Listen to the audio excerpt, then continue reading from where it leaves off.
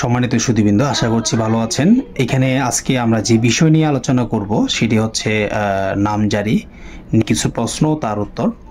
তো নামজারিটা সাধারণত আমাদের করা হয়ে থাকে, এটা আমাদের কি কি পদ্ধতিতে নামজারিটা করতে পারি সেটা যদি আমরা জানতে চাই, যে নামজারিটা বিএস খতিয়ান মূলে আমরা করতে পারবো, আরটা হচ্ছে বিএস জরিপ খতিয়ান মূল্যে আমরা করতে পারবো, আরটা হচ্ছে ওয়ারিশ সনদ মূল্যে আমরা করতে পারবো।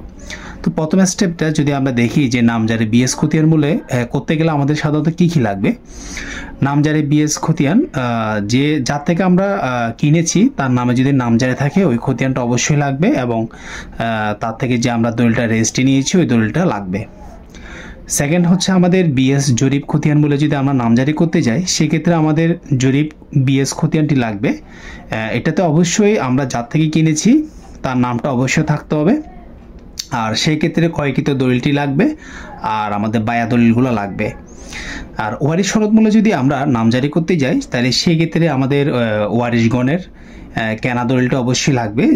যে ওয়ারিশের যে মালিক তার আমাদের দলিলটি অবশ্যই লাগবে, এবং ওয়ারিশ সনদ লাগবে ওয়ারিশগণের, এবং বিএস জরিপ খতিয়ানটি অবশ্যই লাগবে, আর তাছাড়া বায়া দলিল লাগবে। তো আপনারা বুঝতে পেরেছেন যে নামজারিটা সাধারণত আমরা 3টা স্টেপে আমরা করতে পারি, যার যেরকম পজিশন থাকবে ওইভাবে করে নামজারিটা করতে হবে।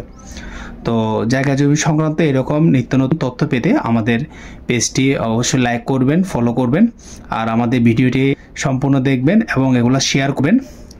আশা করছি আপনারা ভালো থাকবেন। ধন্যবাদ সবাইকে।